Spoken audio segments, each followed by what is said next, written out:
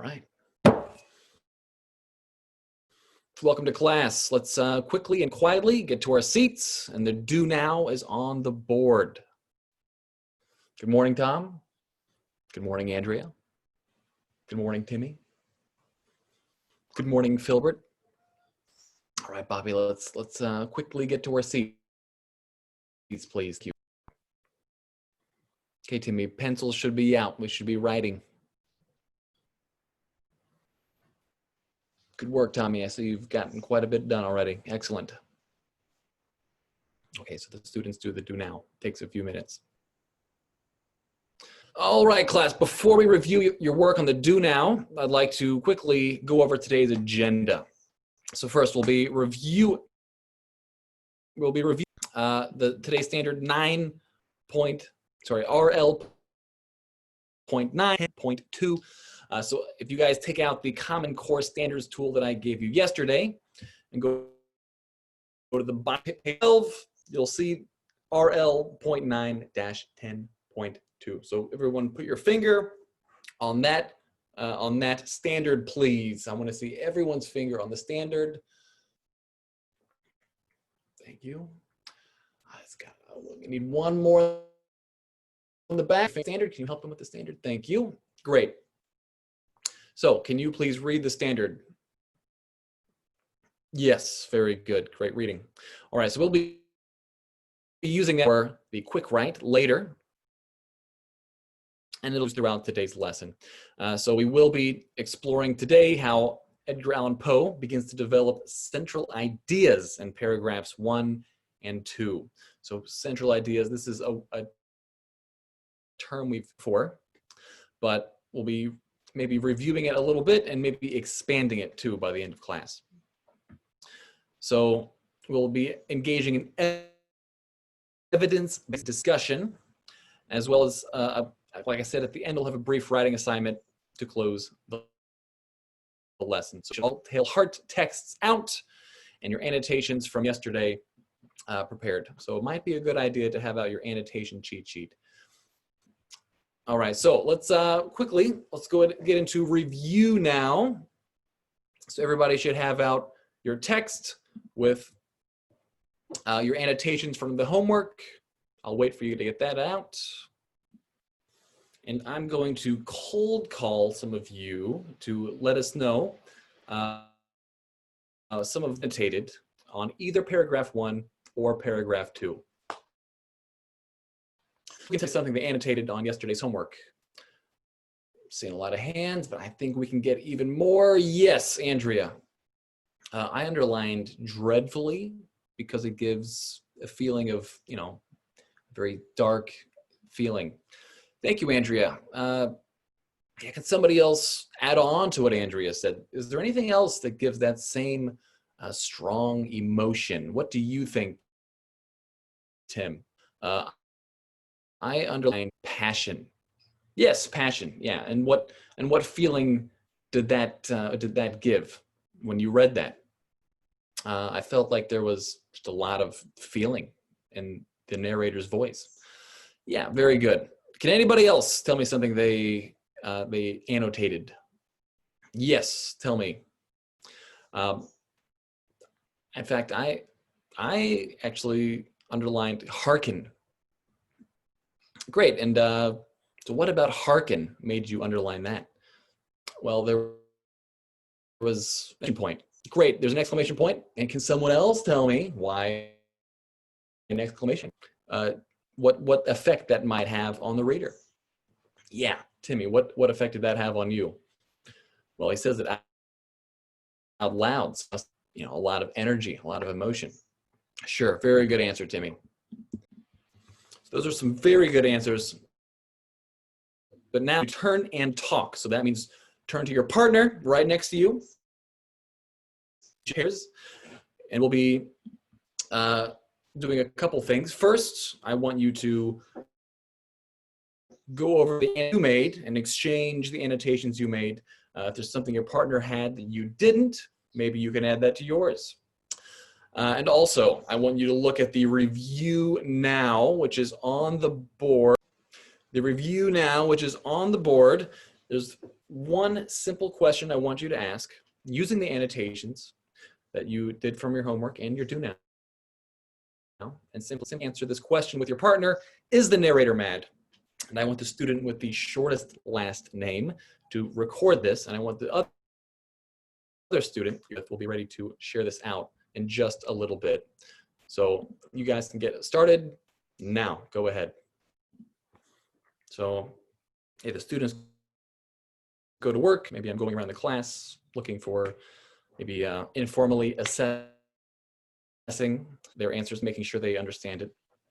This might be a possible interaction. All right, good work, good work. I love how you two are working together right now. Hey, hey Bobby, I see you're kind of letting your partner do a lot of the work. I know you're probably having a rough day. That's fine, everybody's got rough days, but you guys, I'm sure he could use some input from you. You always have great things to say. So let's go ahead and get that first one answered. So what's you have that your partner doesn't? Right, so maybe you can record something that he has that you don't have. Go ahead and do that. You can underline that. Perfect. Hey, great work. Let's keep it up. I think off to a great start. Okay. Okay, class, I'm seeing a lot of great answers. Class, I saw a lot of great work from you guys. We're going to move on to the next activity. So I need eyes tracking me. I need everyone in the class, including the two in the back, to be tracking me. Thank you. Okay, so let's all take a look at the board. This is the quick write activity we're going to do later. You'll see this is about ideas. So as we're looking at paragraphs 1 and 2, look at what central ideas Edgar Allan Poe is trying to develop. So who can read the quick write prompt for me today? Yeah, go ahead. So yeah, he reads the quick write.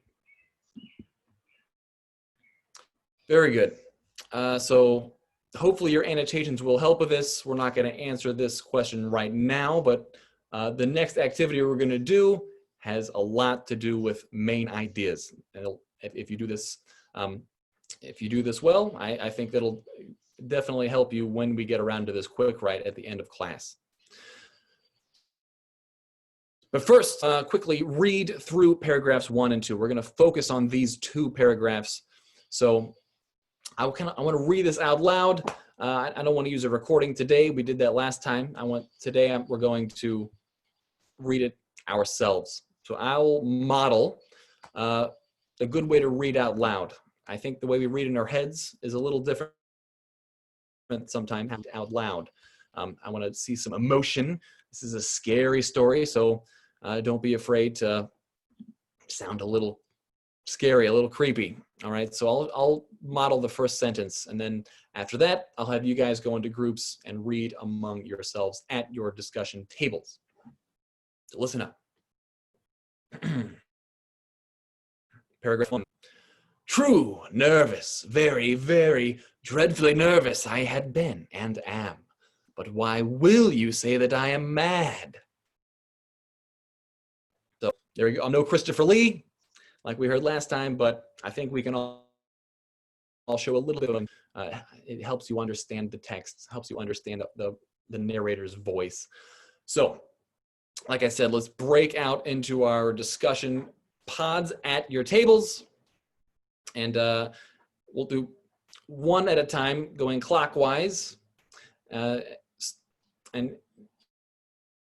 you can each, like I said, in this very emotional voice.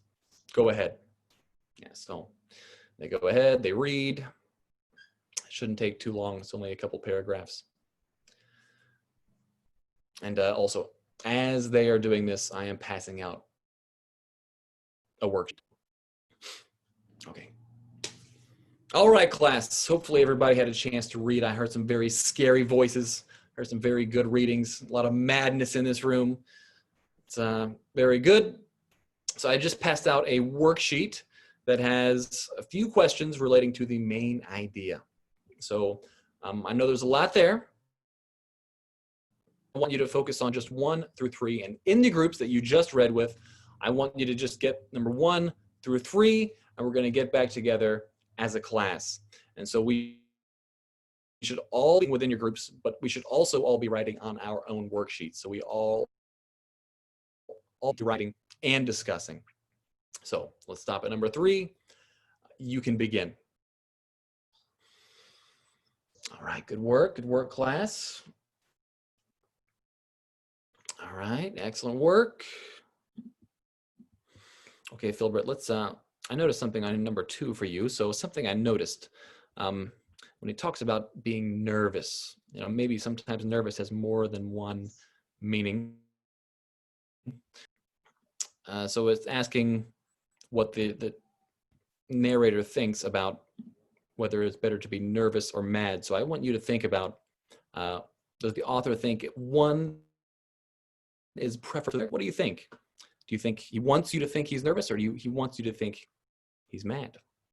So yeah, great. So why do you think he wants you to think nervous? Right, it's because maybe the narrator thinks it's not as bad to be nervous as it is to be mad. Great. Okay.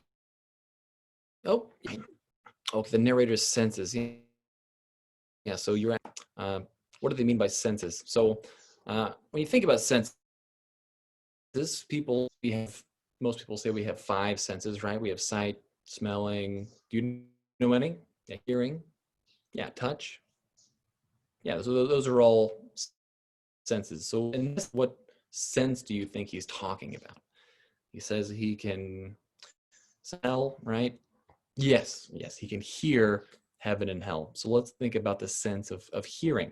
So what happened to this narrator's senses, a sense of hearing at least?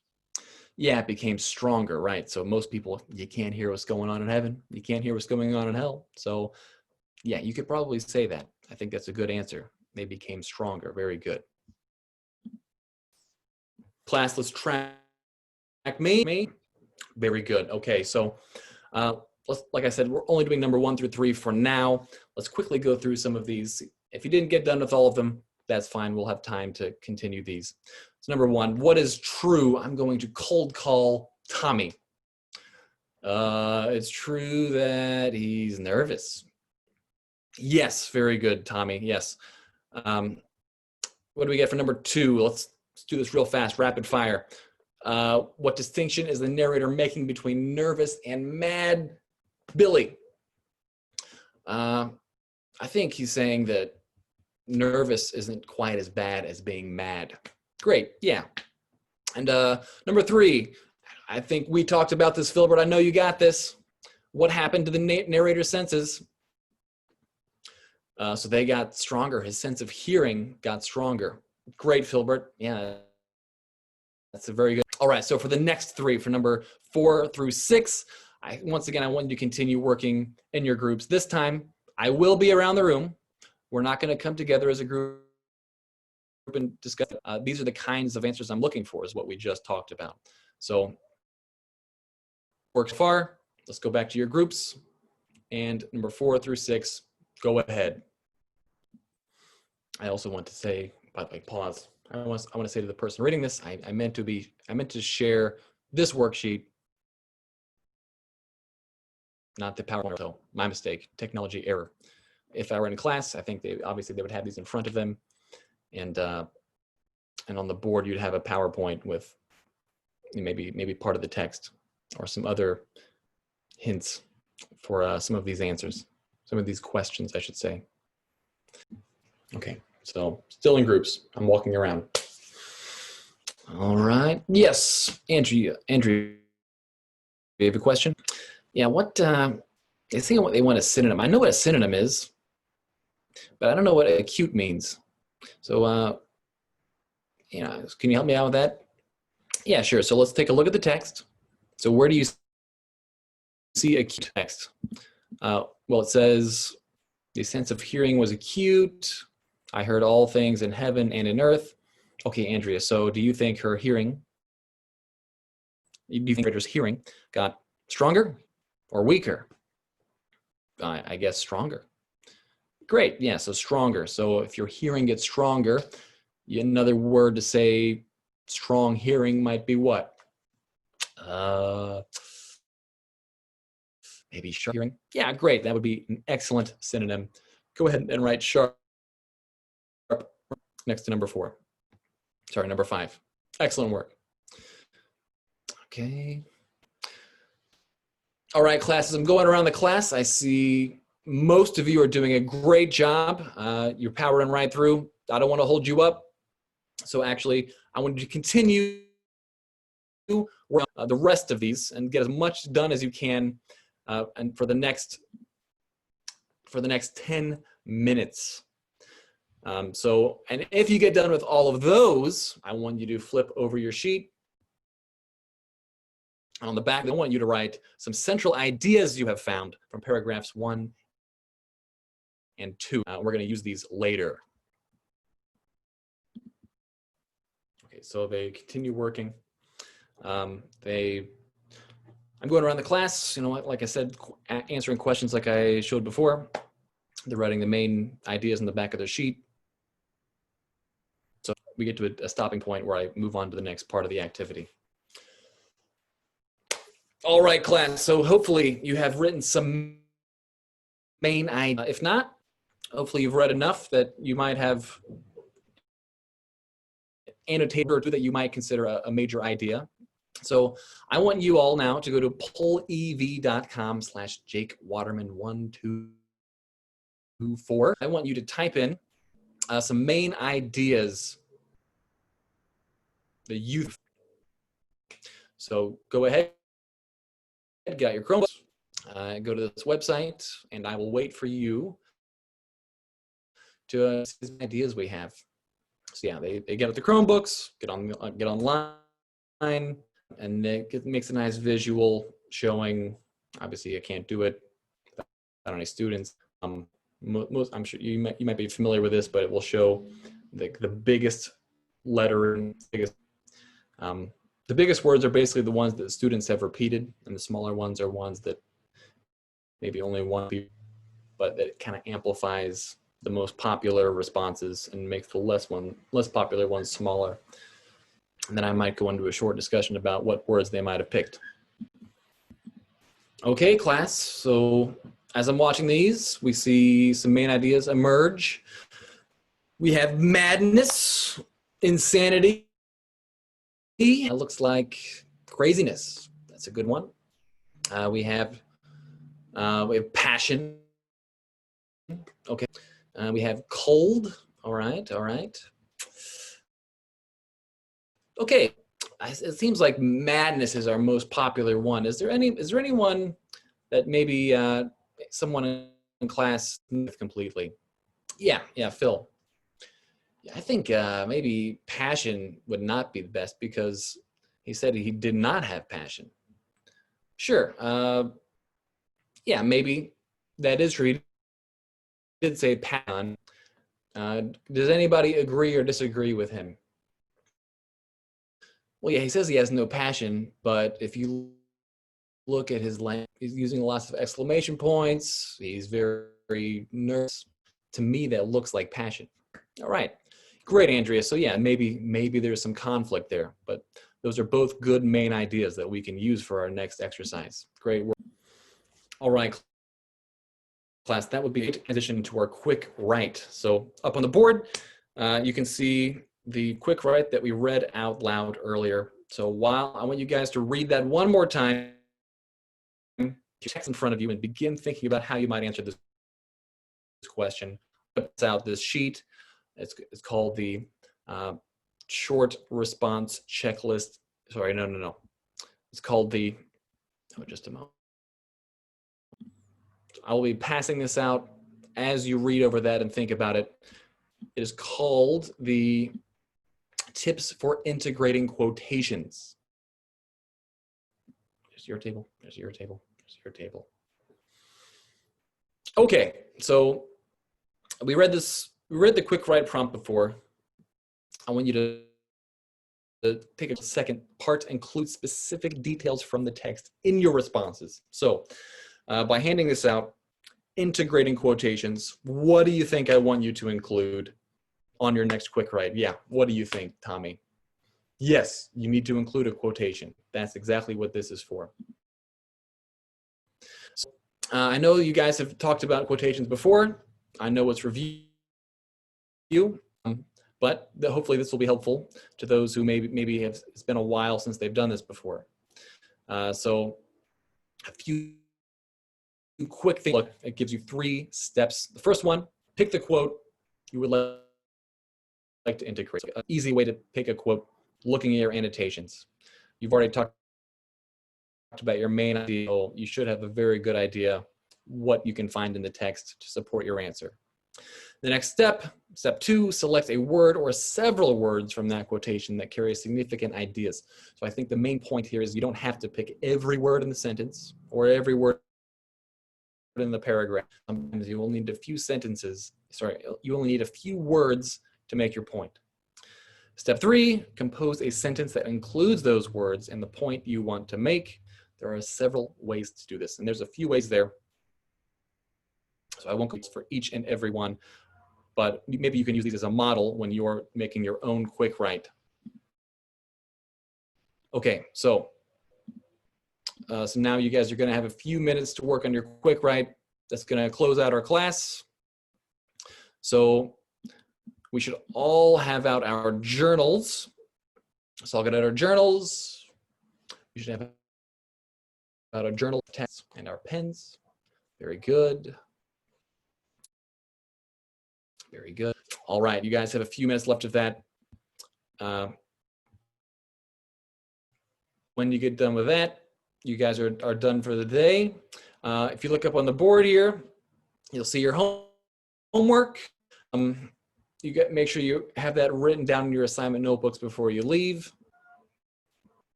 We've had a great class today. Looking forward to seeing what you've done tomorrow. Thank you very much. Okay.